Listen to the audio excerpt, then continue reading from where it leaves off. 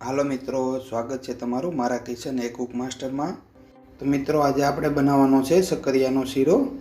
તો તમે અમારી ચેનલ પર નવા હોય તો અમારી ચેનલને લાઈક કરો, શેર કરો અને સબસ્ક્રાઈબ કરવાનું ભૂલતા નહીં।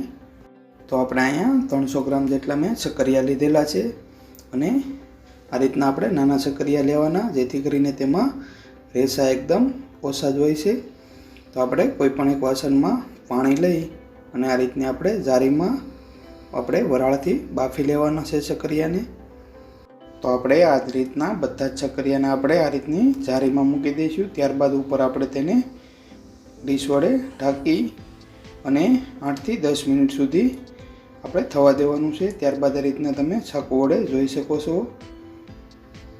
તો આપણે શક્કરિયા બફાઈ જાય ત્યારબાદ આપણે આ રીતની તેના ઉપરથી આપણે છાલ દૂર કરી લેવાની છે અને છાલ દૂર થઈ જાય ત્યારબાદ આપણે તેને આ રીતના ઝીણા ઝીણા ટુકડા કરી અને આપણે મેશર વડે મેશ કરી લઈશું।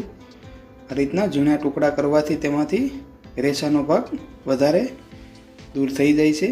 તો આ રીતના બધા જ મેશ કરી લઈશું। ત્યારબાદ આપણે એક પેનમાં 2 ટીસ્પૂન જેટલું આપણે ઘી ગરમ કરવા મૂકીશું અને ઘી ગરમ થઈ જાય ત્યારબાદ આપણે તેમાં આપણે શક્કરિયાનો માવો છે તે ઉમેરી દઈશું અને તેને એકદમ આપણે મીડિયમ ફ્લેમ પર જ 3 થી 4 મિનિટ સુધી આપણે ઘીમાં સાતળી લેવાનો છે।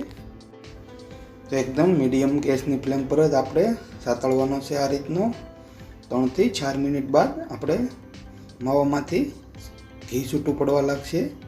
ત્યારબાદ આપણે તેમાં 2 થી 3 ટીસ્પૂન જેટલી આપણે ખાંડ એડ કરીશું। ખાંડ પછી તમે જે રીતનું ગળ્યું ખાતા હોય તે રીતની તમે એડ કરી શકો છો અને ખાંડ એડ કરી અને આપણે મીડિયમ ગેસની ફ્લેમ પર જ એકવાર બધું સરખી રીતે મિક્સ કરી લેવાનું છે અને ખાંડ થોડી મેલ્ટ થઈ જાય ત્યારબાદ આપણે તેમાં 2 ટીસ્પૂન જેટલો આપણે ડ્રાય ફ્રૂટ ઉમેરીશું। ડ્રાય ફ્રૂટ ત્યારે જ આપણે ઉમેરી દેવાનું છે અને ત્યારબાદ આપણે ફરીથી બધું મિક્સ કરી લઈશું।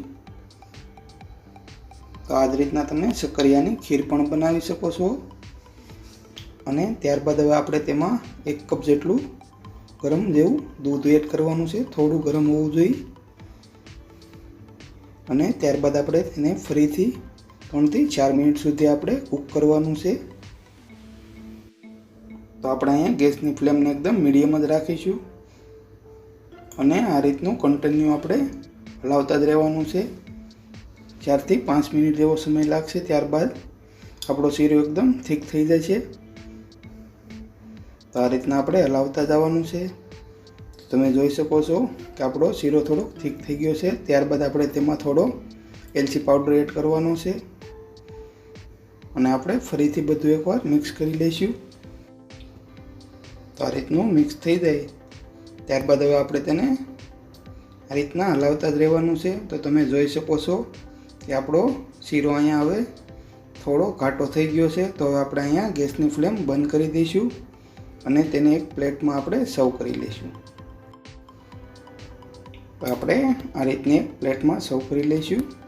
તો મિત્રો, તમને અમારી રેસીપી કેવી લાગી છે તમને કોમેન્ટ કરીને જરૂરથી જણાવજો